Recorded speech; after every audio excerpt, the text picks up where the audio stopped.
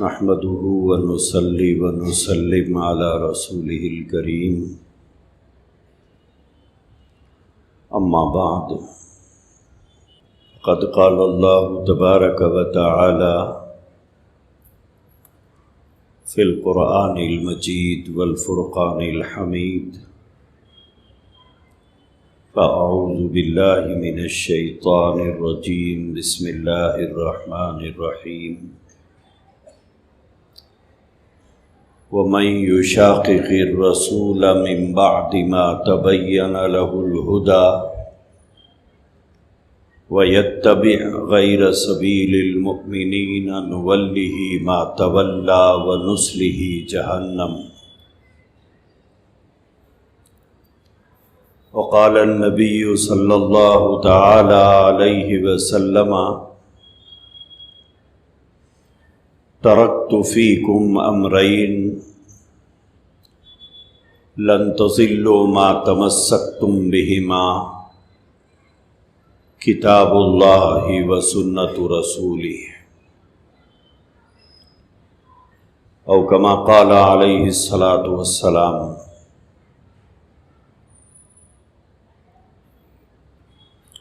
اللہ تبارک و تعالیٰ نے قرآن مجید کے اندر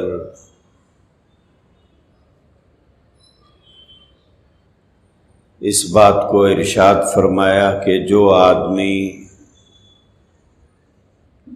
رسول کی مخالفت کرے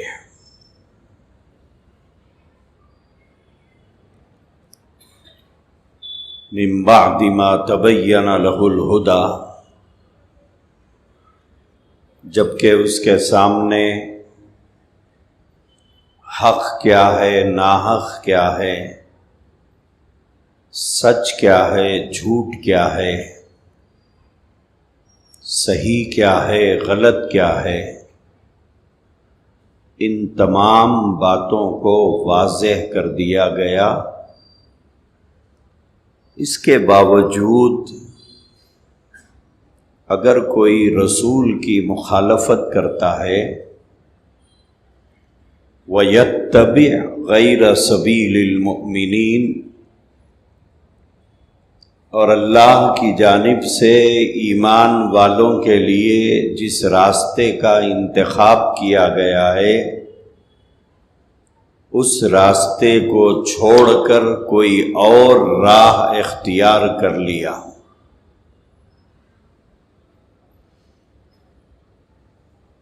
دنیا کہاں جا رہی ہے، دنیا کیا کر رہی ہے، دنیا میں کیا ہو رہا ہے، اس سے ایمان والے کا کوئی تعلق نہیں ہے،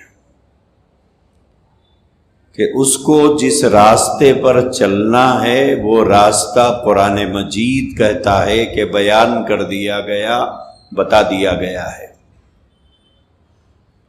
اگر کوئی ایمان والوں کا طے شدہ راستہ چھوڑ کر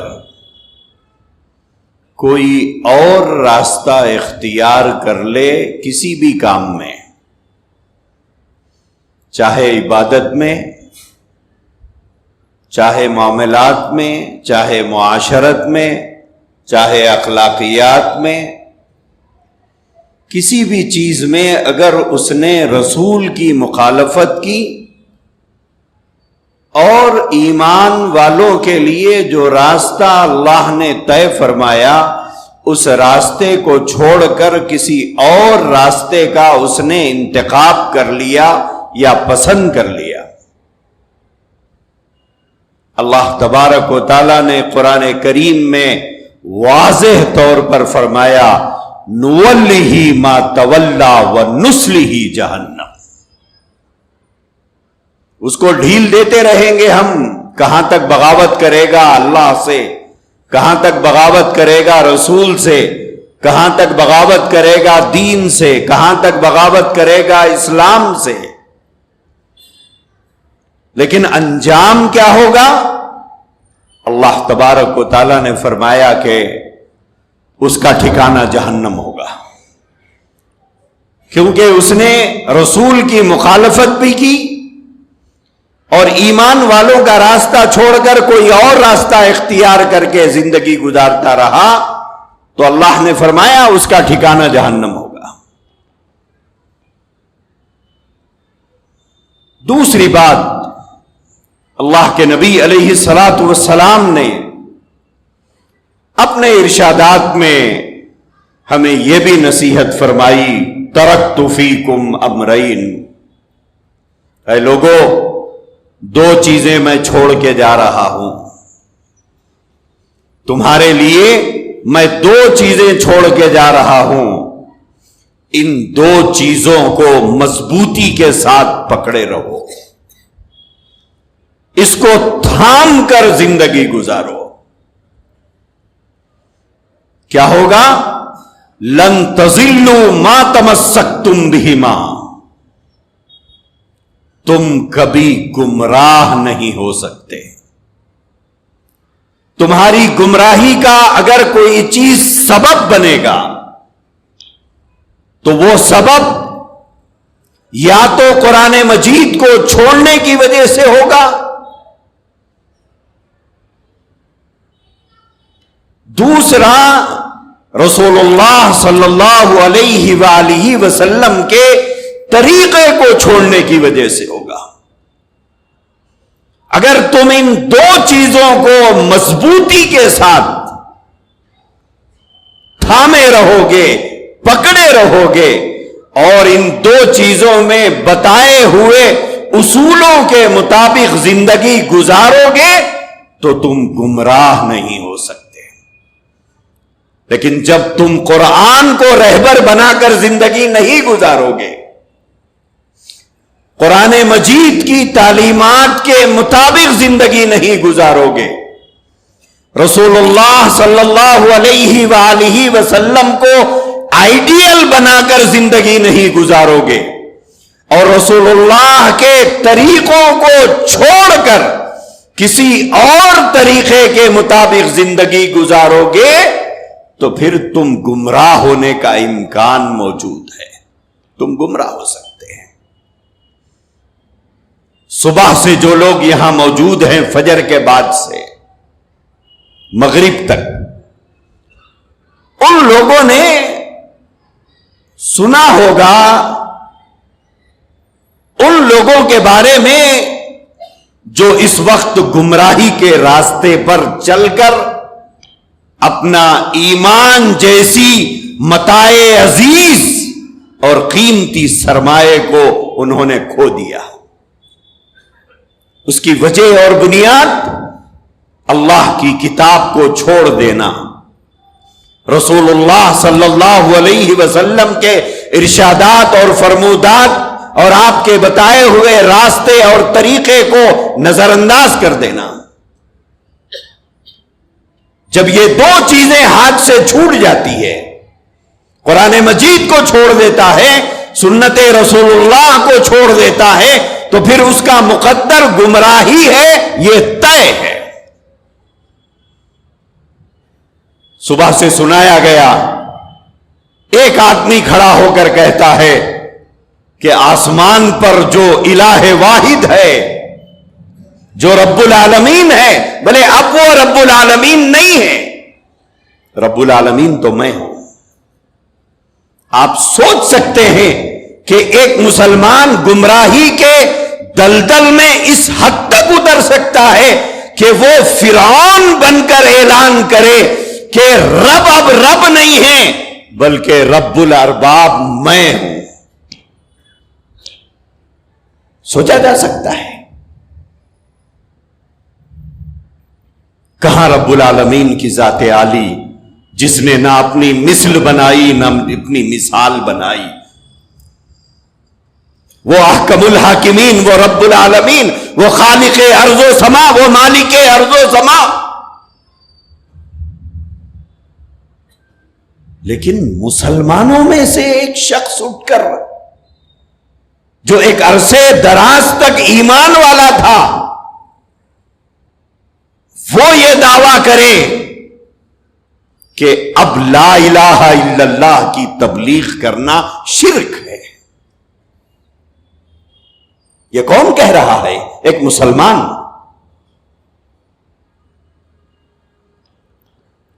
یہ اعلان کون کر رہا ہے؟ ایک مسلمان کر رہا ہے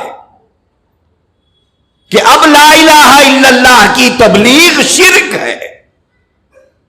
گستاخی اور بے ادبی کی حد یہ ہے کہ ان بدبختوں نے یہاں تک کہا کہ اگر رسول اللہ صلی اللہ علیہ وآلہ وسلم دنیا میں موجود ہوتے آپ کو بھی یہ حق نہیں تھا کہ وہ لا الہ الا اللہ کی تبلیغ کرے.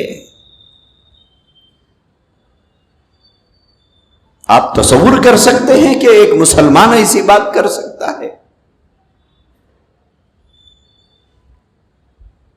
لیکن جب گمراہی مقدر بن جاتی ہے تو پھر اس طرح کے جملے نکلتے ہیں.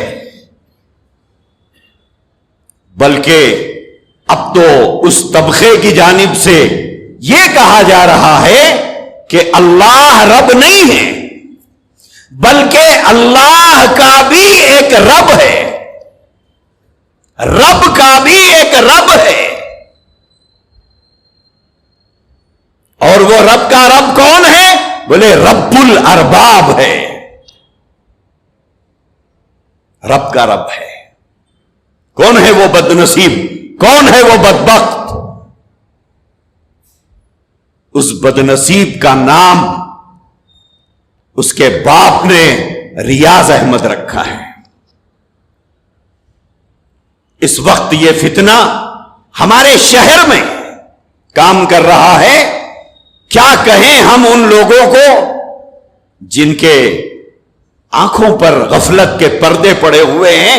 جو آدمی اپنے آپ کو رب کہہ رہا ہے، یہی بات کسی زمانے میں فرعون نے کہی تھی، انا ربکم الاعلی. آج وہی بات کوئی اور کہہ رہا ہے.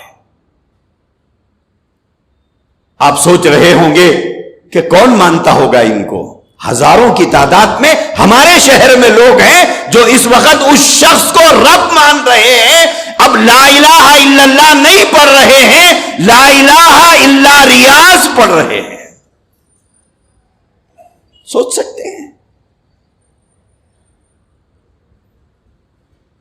گمراہی.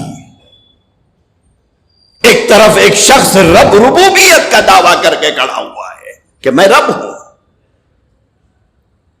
اور لوگ اسے فالو کر رہے ہیں.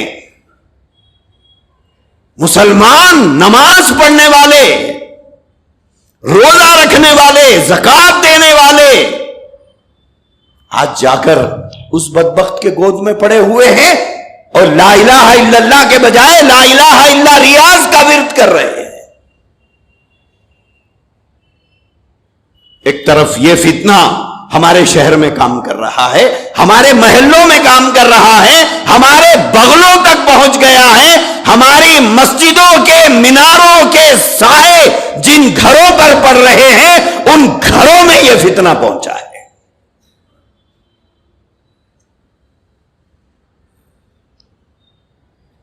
دوسرا فتنہ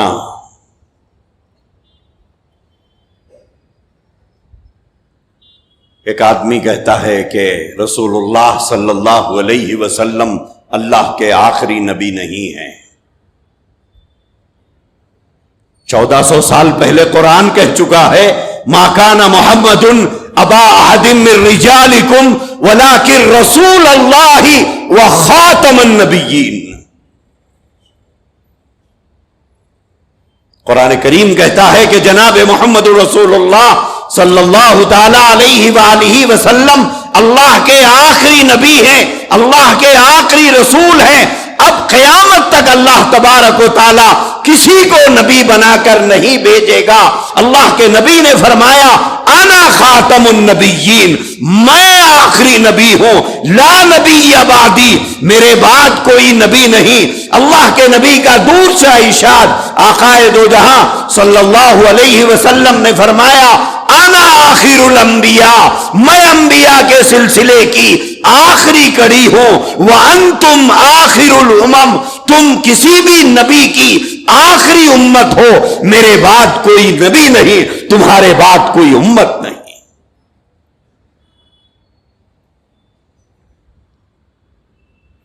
اللہ کے نبی علیہ الصلوۃ والسلام نے ساتھ ہی ایک پیشن گوئی بھی فرمائی اور یہ فرمایا سیکون فی امتی 30 کذابون دجالون یزعم انہ نبی انا خاتم النبیین لا نبی بعدی. سرکار دو عالم سیدنا محمد رسول اللہ صلی اللہ تعالی علیہ وآلہ وسلم نے فرمایا ان قریب میری امت میں سے باغی پیدا ہوں گے. سیکون فی امتی میری امت میں سے پیدا ہوں گے. اور بغاوت کس کے خلاف؟ دنیا میں کئی بغاوتیں ہوتی ہیں. کبھی بیٹا باپ سے بغاوت کرتا ہے, کبھی بیٹی ماں سے بغاوت کرتی ہے, کبھی شوہر بیوی سے بغاوت کرتا ہے, کبھی بیوی شوہر سے بغاوت کرتی ہے, کبھی ملازم مالک سے بغاوت کرتا ہے, کبھی غلام آقا سے بغاوت کرتا ہے. لیکن یہ وہ بد نصیب ہوں گے جو محسن انسانیت شافی محشر سید ولد آدم سیدنا محمد رسول اللہ سے بغاوت کریں گے. سیکون فی امتی 30 کذابون دجالون. حضور نے فرمایا 30 مہا جھوٹے پیدا ہوں گے جو دعویٰ کریں گے یزعم انہ نبی. کس بات کا دعویٰ؟ نبوت کا دعویٰ, نبی ہونے کا دعویٰ کریں گے. آقا علیہ الصلوۃ والسلام نے امت کو آگاہ کر کے فرمایا یاد رکھو انا خاتم النبیین, میں ہوں آخری نبی اللہ کا, میں اللہ کا آخری نبی ہوں. میرے بعد نبوت کا دعویٰ کرنے والا نبی نہیں ہوگا, دجال ہوگا. میرے بعد رسالت کا دعویٰ کرنے والا رسول نہیں ہوگا, کذاب ہوگا. کیوں؟ انا خاتم النبیین, میں آخری نبی ہوں, میرے بعد کوئی نبی نہیں ہو سکتا. قرآن مجید کی 100 آیات, اللہ کے نبی کے 200 ارشادات آپ کی ختم نبوت کو کہیں وضاحت کے ساتھ کہیں اختصار کے ساتھ بیان کرتی ہے. اس کے باوجود ایک بدبخت کھڑا ہو کر کہتا ہے کہ حضور آخری نبی نہیں ہے, حضور خاتم النبیین نہیں ہے, میں ہوں نبی آپ کے بعد. اور اس کا بدبخت بیٹا کہتا ہے کہ ایک نہیں, حضور کے بعد 1000 نبی پیدا ہو سکتے ہیں. یہ کون سا راستہ ہے؟ وَمَن يُشَاقِقِ الرَّسُولَ مِن بَعْدِ مَا تَبَيَّنَ لَهُ الْهُدَى. یہ دعویٰ کرنے والا کوئی یہودی ہے, کوئی نصرانی ہے, کوئی مجوسی ہے؟ نہیں صاحب, مسلمان ہے. یہ مسلمان, اس کا باپ مسلمان, اس کا خاندان مسلمان.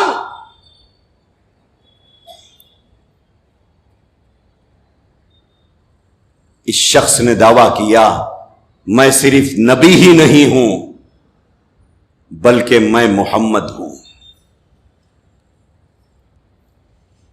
اس نے ایک عقیدہ گھڑا کہ اللہ کے نبی علیہ الصلوۃ والسلام کو اللہ نے 2 مرتبہ نبی بنا کر بھیجنا طے کیا. پہلی مرتبہ آپ صلی اللہ تعالی علیہ وآلہ وسلم مکۃ المکرمہ میں آئے اور محمد ابن عبداللہ کہلائے, اور دوسری مرتبہ اللہ تبارک و تعالی نے حضور کی جگہ پر مجھے مبعوث کیا, مجھے بھیجا, لہذا میں محمد ہوں. من فرق بینی و بین المصطفیٰ فما عرفنی وما رآنی. اس نے کہا کہ جو مجھ میں اور محمد میں فرق کرے اس نے مجھے پہچانا نہیں, میں محمد ہوں.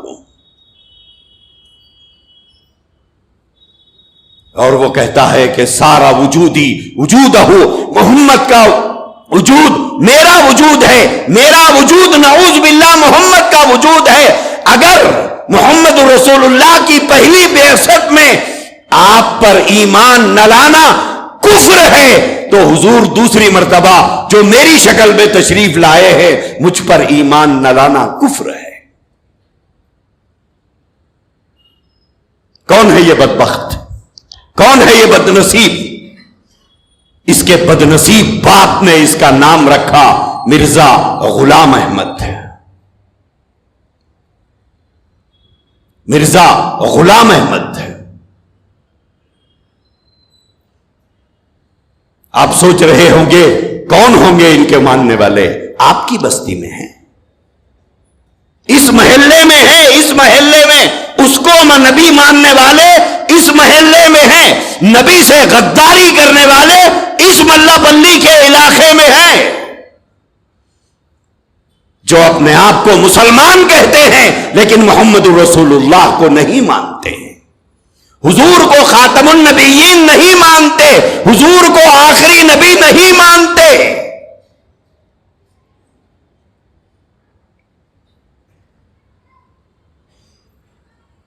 اور شہر میں بڑی تعداد ہے۔ کس بات کی تبلیغ کر رہے ہیں؟ کس بات کی دعوت دے رہے ہیں؟ اس بات کی دعوت دے رہے ہیں کہ حضور نعوذ باللہ دوسری مرتبہ تشریف لائے ہیں۔ ان کی کتابوں میں لکھا ہے محمد پھر اتر آئے ہیں ہم میں، محمد پھر اتر آئے ہیں ہم میں، پہلے سے بڑھ کر ہے اپنی شان میں۔ بولے جب پہلی مرتبہ آئے تھے تو حضور کی وہ شان نہیں تھی، جب دوسری مرتبہ آئے تو شان بڑھ گئی۔ محمد جسے دیکھنے ہو اکمل، غلام احمد کو دیکھو قادیان میں۔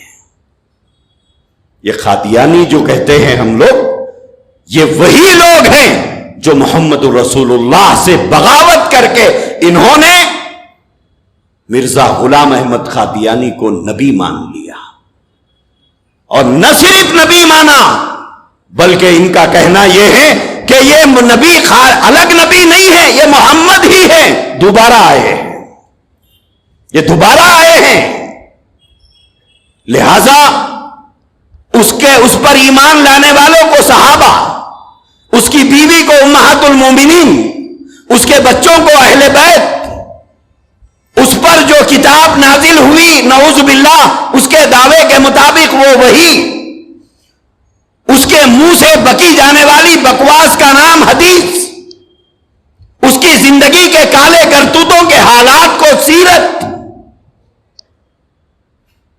ہماری بستیوں میں ان کی کتابیں بٹتی ہیں،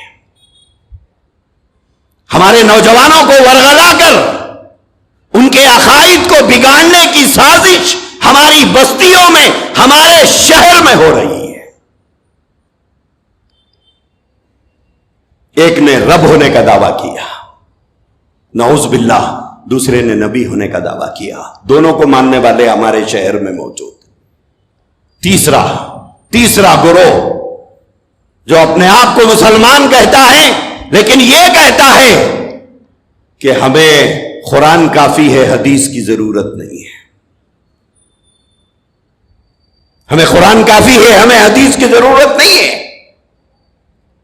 اپنی آرگنائزیشن، اپنی جماعت کا نام بڑا حسین، بڑا دلچسپ، بڑا جاذب نظر انہوں نے رکھا ہے تاکہ مچھلی پکڑنے والا جس ہوشیاری کے ساتھ گل کو کوئی کھانے کی چیز لگا کر مچھلی کو لبھانے کے لیے، اسے قریب کرنے کے لیے، اسے کھانے کے لیے اکساتا ہے، اسی طرح انہوں نے ایک حسین نام چن لیا کہ اہل قرآن۔ ہمارا نام کیا ہے؟ اہل قرآن۔ کیا مطلب ہے اہل قرآن کا؟ بولے قرآن کو ماننے والے لوگ۔ یہ بدبخت یہ نہیں کہتے کہ ہم حدیث کو نہیں مانتے۔ یہ کہاں پائے جاتے ہیں؟ ہمارے شہر میں۔ یہ کہاں پائے جاتے ہیں؟ انہی علاقوں میں۔ صرف ان علاقوں میں نہیں ہے، شہر میں ہے، لیکن کیا ملبلی وغیرہ کے علاقے میں ہے یا نہیں ہے؟ ہے۔ اس نے رب سے بغاوت کی، اس نے رسول اللہ سے بغاوت کی، اس نے اللہ کے نبی کی احادیث سے بغاوت کی۔ صبح سے یہی باتیں نوجوانوں کو سمجھائی جا رہی ہیں. ایسے 10 فرقے ہیں، 10 فرقے جو ضال بھی ہیں، مضل بھی ہیں. یہ گمراہ بھی ہیں، گمراہ کرنے والے بھی ہیں. کچھ فرقے زمین پر پھیل کر کام کر رہے ہیں. ہمارے نوجوان بے خبر، ہمارے بزرگ حضرات بے خبر، ہمارا پڑھا لکھا طبقہ بے خبر. کوئی کھڑا ہو کر کہہ رہا ہے کہ قرب قیامت جس مہدی کے آنے کا ذکر حدیثوں میں موجود ہے، لیجئے وہ مہدی آ گیا. کہاں ہے؟ میں ہوں. قرب قیامت حضرت عیسیٰ علیہ السلام کے نزول کا تذکرہ احادیث میں موجود ہے کہ حضرت سیدنا عیسیٰ علیہ السلام کا نزول ہوگا، آپ نازل ہوں گے. ایک شخص دعویٰ کر رہا ہے کہ میں عیسیٰ ہوں.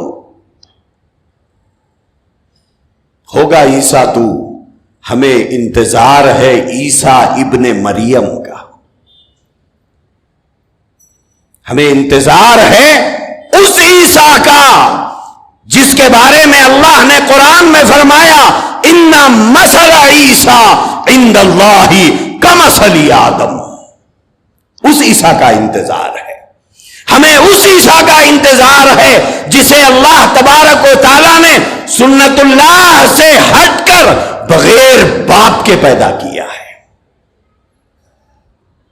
ہمیں عیسیٰ کا ضرور انتظار ہے، لیکن اس عیسیٰ علیہ السلام کا انتظار ہے جو حضرت مریم کے بیٹے ہیں، جس کو اللہ نے بغیر باپ کے پیدا کیا. ہمیں اس عیسیٰ کا انتظار ہے جسے رسول اللہ صلی اللہ علیہ وسلم سے 500 ساڑھے 500 برس پہلے زندہ آسمانوں پر اٹھایا گیا. ہمیں اس عیسیٰ علیہ السلام کا انتظار ہے جو قرب قیامت آسمان سے 2 فرشتوں کے کاندھوں پر ہاتھ رکھ کر دمشق کی جامع مسجد کے مشرقی مینارے کے اوپر حضرت مہدی کی موجودگی میں اتریں گے. ایک مہدی بن کے کھڑا، ایک عیسیٰ بن کے کھڑا. کوئی کہتا ہے کہ نہیں یہ دونوں الگ نہیں ہے، یہ دونوں ایک ہی ہے، لہذا دونوں پوسٹ مجھے ہی دے دیجئے، باپ کی جاگیر ہے، مفت کی چیز ہے، جو چاہے لے لو. کہتا ہے کہ عیسیٰ بھی میں ہوں، مہدی بھی میں ہوں. اور ہمارا شہر کا نوجوان اس کے پیچھے بھاگ رہا ہے. کیا کہہ رہا ہے؟ عیسیٰ علیہ السلام آ گئے. افسوس ان نوجوانوں پر ہے جو پڑھے لکھے ہیں، اذانوں کے ماحول میں پرورش پائے ہیں، دن میں 5 مرتبہ محلے کی مسجدوں کی اذانیں جن کے کانوں سے ٹکراتی رہی. افسوس، پڑھے لکھے بھی ہیں، دینی ماحول میں زندگی گزارتے رہے، مسجدوں کے درمیان ان کے گھر آباد رہے، لیکن دین کے بنیادی عقائد کیا ہے پتہ نہیں ہے. تو آج وہ نوجوان اپنے ماں باپ سے بغاوت کر کے گئے ہوئے ہیں اس شخص کے پاس جو عیسیٰ ہونے کا دعویٰ کیا ہوا ہے، جو مہدی ہونے کا دعویٰ کیا ہوا ہے. میرے عزیز بھائیوں، یہ صورتحال کیوں پیش آ رہی ہے؟ مسلمان گھرانے میں جنم لے کر، مسلمان ماں باپ کے گودوں میں پل کر، مسلمان ماں باپ کی پرورش میں جوان ہو کر، یہ گمراہی کے راستے پر ہمارا نوجوان کیوں جا رہا ہے؟ ہمارا عبادت گزار طبقہ کیوں جا رہا ہے؟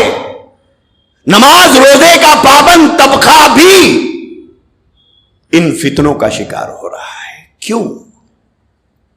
کیا وجہ ہے؟ بنیادی وجہ یہ ہے کہ ہم نے صرف عبادت کو دین سمجھ لیا. ہم نے صرف عبادات کو دین سمجھ لیا. بولے پورا دین یہی ہے، نماز پڑھو، روزہ رکھو، زکات دو، حج کرو، ذکر کرو، قرآن پڑھو، ختم صاحب، پورا دین میرے اندر آ گیا. کیا دین صرف عبادات کا نام ہے؟ کیا دین صرف عبادات کا نام ہے؟ حضرت یہاں بیٹھے ہوئے ہیں، اب ان سے بڑا عالم دین ہمارے شہر میں کوئی ہے تو نہیں.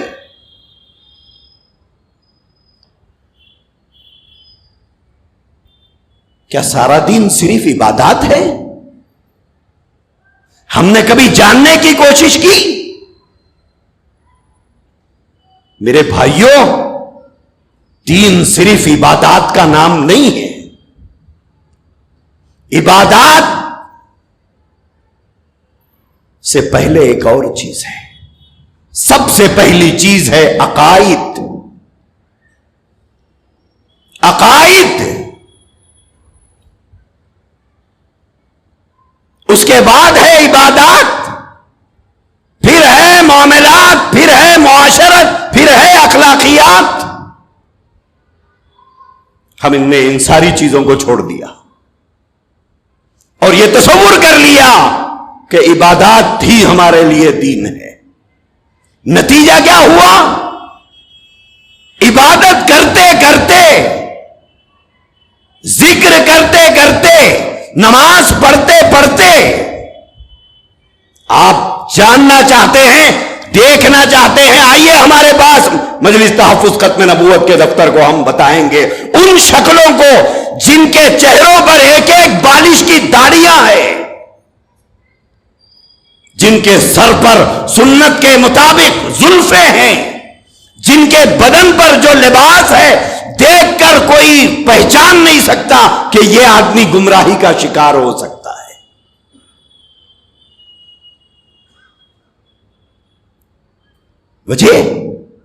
وجہ یہ ہے عبادت کرنا تو سیکھ لیا، عقائد کیا ہے پتہ نہیں ہے.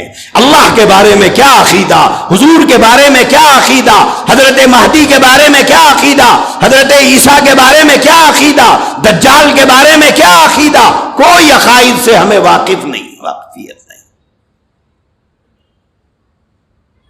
میرے بھائیوں، دین صرف عبادت کا نام نہیں ہے.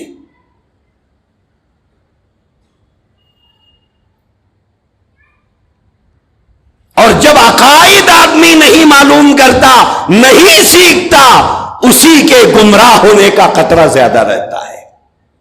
اور یاد رکھو میرے بھائیوں، ایمان کا معاملہ انتہائی نازک ہے.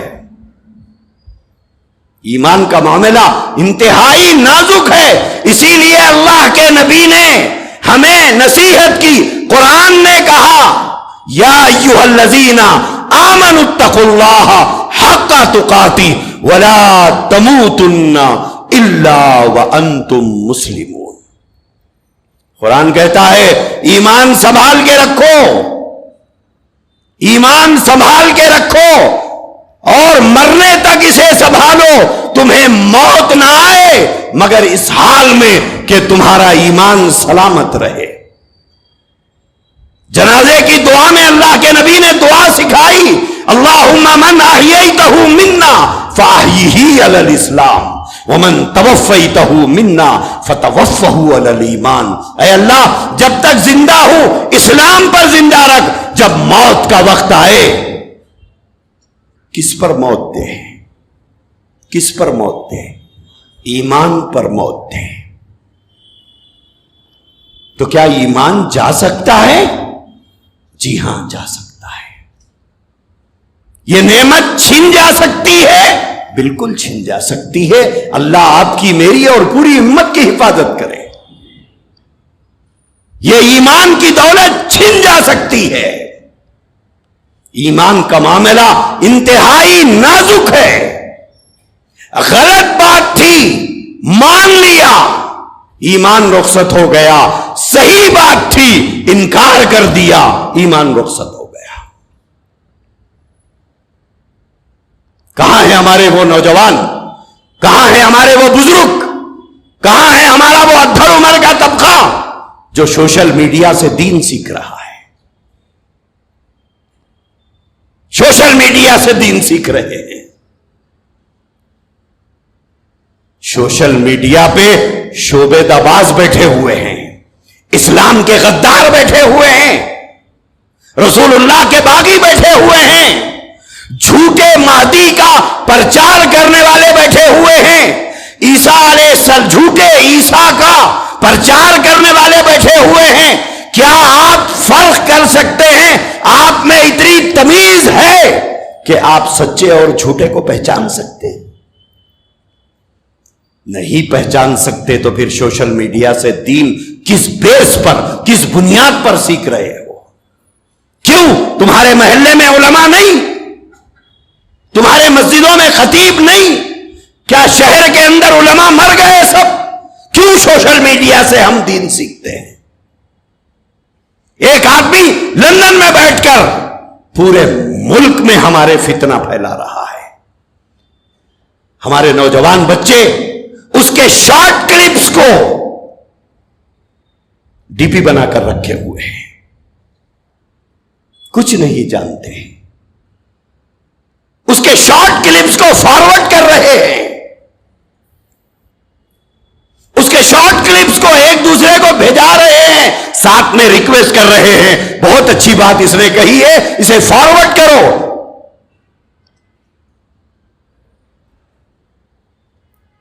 کیا کہا جائے ان نوجوانوں کو؟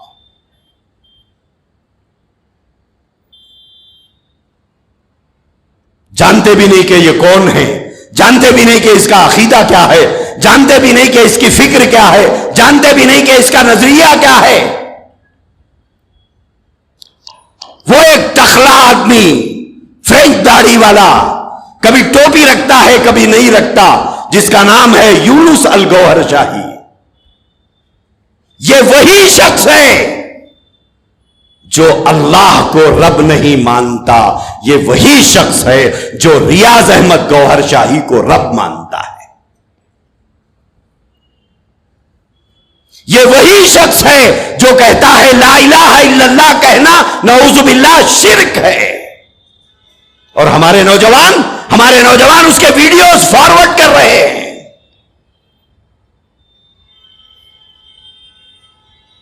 کیوں؟ تحقیق کچھ نہیں.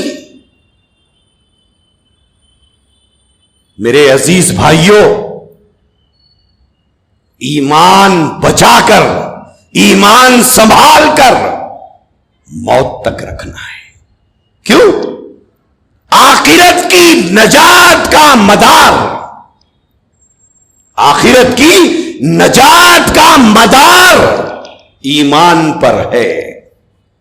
اعمال کی کمی کوتاہی کے بارے میں اللہ کی ذات عالی سے امید ہے، جس نے قرآن میں فرمایا لا تقنطوا من رحمت اللہ، کہیں فرمایا یغفر لمن یشاء ویعذب من یشاء. اللہ کے نبی نے فرمایا کل بنی آدم خطاؤون وخیر الخطائین التوابون. کبھی اللہ کے نبی نے فرمایا التائب حبیب اللہ. اعمال کی کمی کوتاہی توبہ سے معاف ہو سکتی ہے بشرطے کہ ایمان سلامت رہے. اگر ایمان جیسی متاع عزیز کو، ایمان جیسی پونجی کو اگر ہم لٹا کر اللہ کے پاس جائیں، وہاں کیا ملے گا؟ پہلے ہی قرآن کہہ چکا ہے ان اللہ لا یغفر ان یشرک بہ ویغفر ما دون ذلک لمن یشاء. شرک کے علاوہ، کفر کے علاوہ، بت پرستی کے علاوہ، اسلام سے بغاوت کے علاوہ، اللہ کی ربوبیت کے انکار کے علاوہ، اللہ کی الوہیت کے انکار کے علاوہ، محمد رسول اللہ سے بغاوت کے علاوہ کوئی اور جرم تم نے کیا ہے معاف ہو سکتا ہے. لیکن تم اللہ کے ساتھ کسی کو شریک کرو، اللہ کی ربوبیت میں کسی کو شریک کرو، جس نے اعلان کیا قل هو اللہ احد اللہ الصمد لم یلد ولم یولد. اس کے ساتھ کسی اور کو شریک کرو. اور پھر میرے دربار میں آؤ، تمہارے لیے معافی کی کوئی گنجائش نہیں، کوئی گنجائش نہیں۔ وہ نوجوان غور کریں جو سوشل میڈیا پر آنے والے اس طرح کے بیانات کو شیئر کرتے ہیں، فارورڈ کرتے ہیں، ڈی پی بنا کر رکھتے ہیں۔ آپ کس کا پرچار کر رہے ہیں؟ اللہ کے باغی کا، رسول اللہ کے دشمن کا۔ جانے انجانے میں ہم کیا غلطی کر بیٹھ رہے ہیں؟ میرے بھائیوں، ایمان ہماری نجات کا آخری سہارا ہے۔ ہماری جھولی میں اعمال ہے کیا؟ ہر آدمی اپنا حال خوب جانتا ہے۔ استفتی قلبک فإن قلبک خیر المفتی۔ کسی سے پوچھنے کی ضرورت نہیں، میں نیک ہوں یا بد ہوں، دیندار ہوں یا بے دین ہوں، پرہیزگار ہوں یا نہیں ہوں، کسی سے پوچھنے کی ضرورت نہیں، اپنے آپ سے پوچھو۔ استفتی قلبک۔ لوگ جھوٹی تعریفیں بہت کرتے ہیں، لوگوں کی باتوں کا کیا اعتبار؟ ٹھیکری کی تعریف کرنے سے سونا نہیں بن جاتی، ٹھیکری ٹھیکری ہی رہتی ہے۔ جھوٹی تعریفیں سن کر، جھوٹی واہ واہ سن کر خوش ہونے کا مزاج بن گیا ہمارا۔ ایمان جیسی متاع عزیز لٹا رہے ہیں آج، وجہ عقائد نہیں معلوم ہے اور سیکھنا بھی نہیں چاہتے، سیکھنا بھی نہیں چاہتے، معلوم کرنا بھی نہیں چاہتے۔ میرے عزیز بھائیوں، آخرت میں نجات کا مدار ایمان ہے۔ جنت اعمال کا بدلہ نہیں ہے، جنت ایمان کا بدلہ ہے۔ جنت اعمال کا بدلہ نہیں ہے، ضرور اعمال ترقی درجات کا سبب ہے، اللہ کا حکم ہے اس لیے کرنا ہے، رسول کا فرمان ہے اس لیے کرنا ہے، لیکن اعمال جنت کی ضمانت نہیں ہے، ایمان جنت کی ضمانت ہے۔ اگر کوئی آدمی ساری زندگی اچھے عمل کرتا رہا اور آخری وقت میں ایمان کا سرمایہ کھو دیا، ختم ہو گیا۔ اسی لیے میرے بھائیوں، زندگی کی آخری سانس تک اپنے ایمان کے بارے میں چوکنا رہیے۔ کسی بات کو قبول کرتے ہوئے، کسی اجنبی کی بات کو مانتے ہوئے، کسی کی اجنبی کی بات سے مطمئن ہونے سے پہلے سوچ لیجئے یہ صحیح کہہ رہا ہے یا غلط، کہیں ایسا نہ ہو کہ میرا ایمان خراب ہو جائے۔ کیوں؟ اس لیے کہ صحیح بات نہیں تھی، مان لیا۔ ایمان جائے گا نہیں جائے گا؟ ایمان جائے گا۔ اب وہ جس نے رب ہونے کا دعویٰ کیا، جن لوگوں نے اسے مان لیا، اس کا ایمان باقی ہے۔ جنہوں نے محمد رسول اللہ کے خلاف بغاوت کی اور ایک بدبخت نے نبی ہونے کا دعویٰ کیا، ان کو مان لیا، ایمان باقی ہے۔ حالانکہ نمازیں چل رہی ہیں، روزے چل رہے ہیں، زکات دی جا رہی ہے، اللہ اللہ کے ضربیں لگ رہی ہیں، لیکن ایمان ہی باقی نہیں ہے۔ تو میرے بھائیوں، مجلس تحفظ ختم نبوت کا جو مشن ہے، یہ کوئی جماعت نہیں ہے۔ مجلس تحفظ ختم نبوت کا مشن یہ ہے کہ امت کو عقائد سے واقف کرایا جائے اور ان خزاقوں سے اور اسلام کے ان باغیوں سے جو اسلام کی جڑوں کو کھوکھلا کرنے کے لیے دشمنان اسلام کے ساتھ مل کر اسلام کو کھوکھلا کرنے کے لیے مسلمانوں کا روپ دھار کر اس وقت مسلم معاشرے میں گھس کر کام کر رہے ہیں، ان سی کی سازشوں سے امت کو باخبر کرنا اور ایمان بچانے کی دعوت دینا، ایک فکر پیدا کرنا، یہ ہے مجلس تحفظ ختم نبوت کا مشن۔ اس لیے میرے بھائیوں، کہیں ایسا نہ ہو کہ ہم نے غلط بات مان لی، ایمان باقی رہا، ایمان باقی نہیں رہے گا۔ ایمان یہ سرمایہ ہے، اللہ کے نبی علیہ الصلوۃ والسلام نے حضرت معاذ ابن جبل رضی اللہ تعالی عنہ سے فرمایا تھا، معاذ جسم کے ٹکڑے ٹکڑے کر دیے جائے، جسم کے ٹکڑے ٹکڑے کر دیے جائیں، آگ میں ڈال دیا جائے، تب بھی اسلام کا دامن نہیں چھوڑنا۔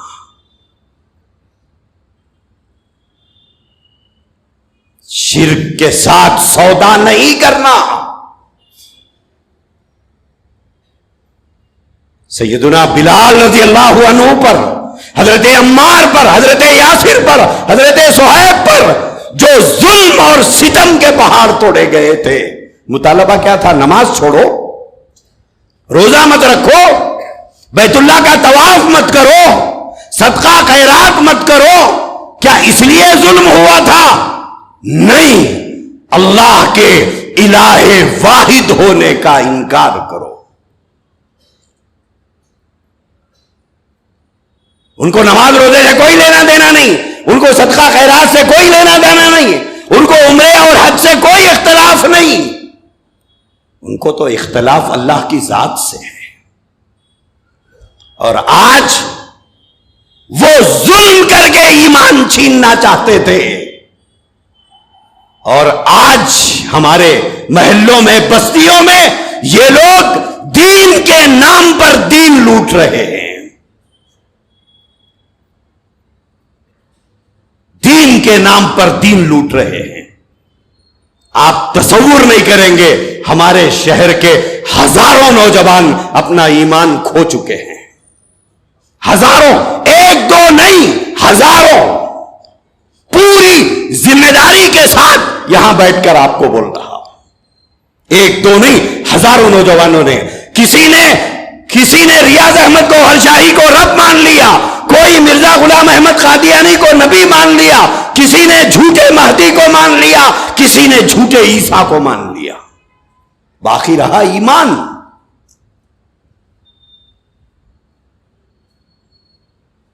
ایمان جیسی متاع عزیز، ایمان جیسا عظیم سرمایہ صرف ناواقفیت کی وجہ سے کھو دیا۔ کیوں؟ عقائد کیا ہے معلوم نہیں۔ جتنا دین سیکھا وہ بچپن میں گھر سے مسجد کو بھیج دیتے تھے، مول صاحب نے جو سکھا دیا، کیا سکھایا؟ کچھ کلمے سکھا دیے، کچھ سورے سکھا دیے، نماز کے طریقے سکھا دیے، قرآن پڑھوا دیا، بس ہمارا پورا دین اتنا ہی ہے۔ آگے نہ جاننے کا شوق ہے نہ سیکھنے کا شوق ہے۔ عقائد کا بگاڑ، عقائد میں فساد ایمان جیسی دولت سے محروم کر دیتا ہے۔ حضرت عطا اللہ شاہ بخاری رحمت اللہ علیہ نے فرمایا، اے لوگوں، چار چیزیں بڑی عزیز ہیں، ہر انسان کو بڑی عزیز ہوتی ہے چار چیزیں، چار چیزوں سے آدمی بڑی محبت رکھتا ہے۔ کیا کیا؟ فرمایا پہلی چیز جان، سب سے زیادہ عزیز آدمی کو ہوتی ہے۔ نمبر دو مال، وَإِنَّهُ لِحُبِّ الْخَيْرِ لَشَدِيدٌ، اللہ نے فرمایا آدمی مال کے بارے میں بڑا سخت ہوتا ہے۔ پہلی چیز جان، دوسری چیز مال، تیسری چیز عزت اور آبرو، چوتھی چیز ایمان۔ یہ چار چیزیں ہیں جو انسان کو بہت محبوب ہوتی ہے۔ آگے حضرت شاہ صاحب نے فرمایا، اے لوگوں، جب مسئلہ جان پر آ جائے تو مال لگا کر جان بچاؤ، جب مسئلہ جان پر آ جائے تو مال جھونک دو، جان بچا لو۔ لیکن مسئلہ جب عزت اور آبرو پر آ جائے، عزت اور آبرو کا مسئلہ ہو، پریسٹیج کا مسئلہ ہو، عزت کا مسئلہ ہو، شاہ صاحب نے فرمایا جان بھی لگاؤ، مال بھی لگاؤ، آبرو کی حفاظت کرو، جان مال دونوں لگاؤ، اور اپنے آبرو اور عزت کی حفاظت کرو. آخر میں عطا اللہ شاہ بخاری رحمت اللہ علیہ نے فرمایا لیکن جب مسئلہ ایمان پر آئے، جب مسئلہ ایمان پر آئے، فرمایا جان بھی لگاؤ، مال بھی لگاؤ، عزت کی پرواہ نہ کرو، تینوں کو جھونک دو اور اپنے ایمان کی حفاظت کرو. کیوں؟ ایمان نہیں تو آخرت میں کیا اللہ کو پیش کریں گے؟ میرے بھائیوں، یہ جگہ جگہ تفہیم ختم نبوت کے جو پروگرام ہم ختم نبوت کی طرف سے کر رہے ہیں، یہ واقف کرانے کے لیے، آپ کو ہوشیار کرنے کے لیے کہ ایمان کے لٹیرے پھر رہے ہیں، اجنبی لوگوں سے دین مت سیکھو. آپ کے محلے میں مسجدیں ہیں، ان مسجدوں میں علماء ہیں، آپ کے شہر میں بڑے نامور مفتیان اکرام موجود ہیں، ان سے دین سیکھو. سوشل میڈیا سے دین مت سیکھو، ایمان ختم ہو جائے گا. اور ایک بات یاد رکھو، ہر گروہ، ہر فرقہ، ہر طبقہ اسلامی چہرہ لے کر آئے گا، اسلامی چہرہ لے کر آئے گا. آپ پہچان نہیں سکو گے ان دغابازوں کو، ان مکاروں کو، ان عیاروں کو پہچان نہیں سکو گے. سونے کی پرکھ سنار کو ہوتی ہے، ہر کسی کو نہیں ہوتی. اہل علم جانتے ہیں کون صحیح العقیدہ ہے، کون غلط عقائد پر ہے. عام آدمی کو اس کی پرکھ نہیں ہوتی. اسی لیے میرے بھائیوں، مجلس تحفظ ختم نبوت کا مطلب ہی یہ ہے کہ اللہ کے نبی کی تحفظ ختم نبوت کا پروٹیکشن کرنا. لوگ پوچھتے ختم نبوت کیا ہے، ختم نبوت کیا ہے؟ اللہ کے بندے، جس پر تجھے ایمان لانا ہے وہی نہیں معلوم ہے. لوگ بولتے ہیں یہ کیا ہے ختم نبوت؟ جس چیز کے اوپر ایمان رکھنا ہے وہی نہیں معلوم ہے. اللہ کے نبی کے آخری نبی ہونے کے عقیدے کا نام ہے عقیدہ ختم نبوت. اگر کوئی آدمی یہ کہے میں اللہ کے نبی کو نبی تو مانتا ہوں، رسول تو مانتا ہوں، لیکن آخری نہیں مانتا، وہ مسلمان ہے؟ وہ مسلمان ہے؟ وہ مسلمان نہیں ہو سکتا. تو میرے عزیز بھائیوں، ذمہ داری ہے ہماری کہ اس مشن میں آپ ہمارے ساتھ چلیے. کیوں؟ اپنے دین کی بھی حفاظت کرنا ہے، اپنے ایمان کی بھی حفاظت کرنا ہے، اور اپنوں کے ایمان کی حفاظت بھی کرنا ہے. صرف اپنی نہیں، اپنوں کے ایمان کی حفاظت کرنا ہے. آج امت ارتداد کے دلدل میں پھنستی جا رہی ہے. آپ تصور نہیں کریں گے. آپ شہر میں رہتے ہیں، کبھی آئیے ہمارے ساتھ، ہم لے چلیں گے آپ کو ایسے دیہاتوں میں جہاں 200 سال سے مسلمان آباد ہیں، 200 سال سے مسلمان آباد ہے، لیکن آج تک وہاں مسجدیں نہیں ہے. وہاں کا مسلمان نام اس کا عبداللہ یا چاند پاشا یا حسین پاشا ہے، لیکن جاتا مندر کو ہے. ان کی عورتیں چرچوں کو جاتی ہیں. تصور کر سکتے ہیں آپ؟ ہر ایک کی محبت میں آپ نے سفر کیا، کبھی دین کی محبت میں بھی سفر کیجیے. ہر ایک کو خوش کرنے کے لیے آپ نے سفر کیا، کبھی اللہ کے نبی کو خوش کرنے کے لیے بھی تو سفر کیجیے. کبھی ان شہر کی چمک دمک، یہاں کی رونقوں سے باہر نکل کر کبھی ان اندھیری بستیوں میں چلیے جہاں 200 سال سے مسلمان آباد ہے. وہاں مندر بھی ہے، چرچ بھی ہے. وہاں نہیں ہے تو ان بدقسمت مسلمانوں کے لیے مسجد نہیں ہے. وہاں اذان کی صدائیں نہیں گونجتی، وہاں اللہ کی الوہیت کے ترانے نہیں پڑھتے پڑے جاتے، محمد الرسول اللہ کی رسالت کی گواہی نہیں دی جاتی. میرے عزیز بھائیوں اور بزرگوں، اپنے ایمان کی حفاظت کرو. کیوں؟ یہ متاع عزیز، یہ سرمایہ اگر لٹ گیا کچھ نہیں بچے گا، آخرت ختم ہو جائے گی. کیوں؟ نجات کا سہارا ایمان ہے. اللہ نے یہی فرمایا ہر گناہ معاف کر سکتا ہوں، لیکن میرے ساتھ کسی کو شریک کرو گے تو معاف نہیں کروں گا۔ میرے ساتھ کسی کو شریک نہیں کرنا۔ میرے بھائیوں، یہاں تک بے دینی کہ لوگ اللہ سے بغاوت کریں اور رب ہونے کا اعلان کریں۔ چلو تھوڑی دیر کے لیے مان لے وہ پاگل ہے، لیکن جو اس کو فالو کر رہے ہیں ان کو کیا نام دیا جائے؟ جو ان کو مان رہے ہیں اسے کیا نام دیا جائے؟ جس نے نبوت کا دعویٰ کیا چلو پاگل ہے مان لیتے ہیں، اس کو فالو کرنے والوں کو کیا کہیں گے؟ ان کو کیا نام دیا جائے گا؟ ضرورت اس بات کی ہے کہ ہر مسجد میں اس طرح کے پروگرام ہو، ہر محلے میں اس طرح کے پروگرام ہو۔ مسجدوں کو کھول دینا چاہیے ختم نبوت کے ان لوگوں کے لیے، تاکہ امت کا ایمان بچانے کی اس محنت میں مساجد ہمارے لیے معاون بنے، اور قوم کو ہم مسجدوں میں جمع کر کے صحیح عقائد ان کو بتائیں، اور ان کا ایمان لوٹنے والے قذاقوں اور درندوں سے محفوظ رہنے کی ان کو ترغیب دے سکے۔ اور آپ کی ذمہ داری ہے سن کر چلے جانا، خاموش ہونا، یہ آپ کی ذمہ داری نہیں۔ گھر میں چور آیا، اتفاق سے آپ اٹھ گئے، چور بھاگ گیا، کچھ لے گیا کچھ نہیں لے گیا، لیکن صبح ہوتے ہی فوراً آپ پڑوس سے، اڑوس سے، آگے والے سے، پیچھے والے سے ایک شور، کیا بولے رات میں چور آیا تھا، چور آیا تھا، کیا لے گیا؟ بولے کچھ نہیں لے گیا۔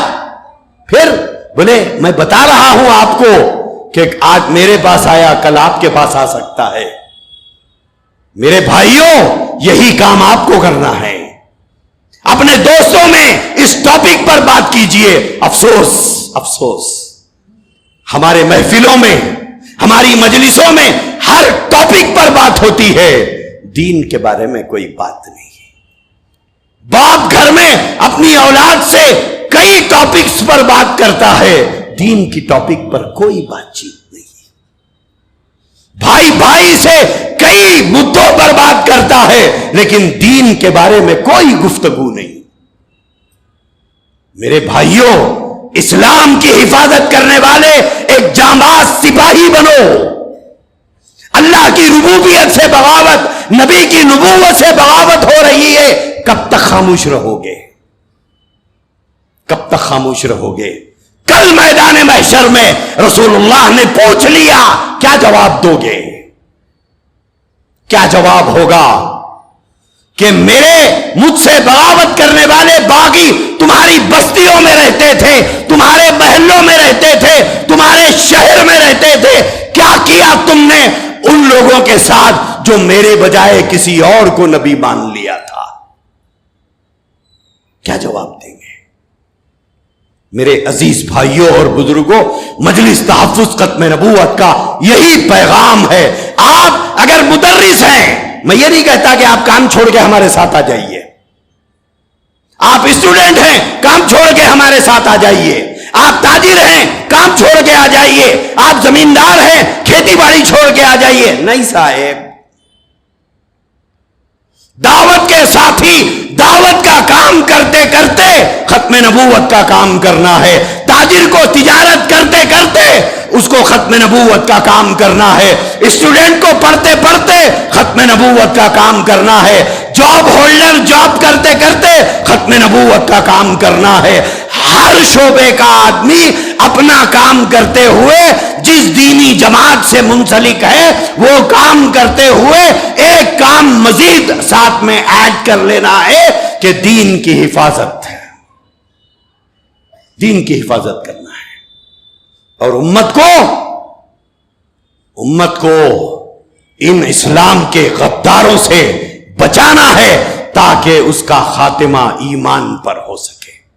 یہی مجلس تحفظ ختم نبوت کا پیغام ہے، یہی مجلس تحفظ ختم نبوت کا پیغام ہے آپ کے نام۔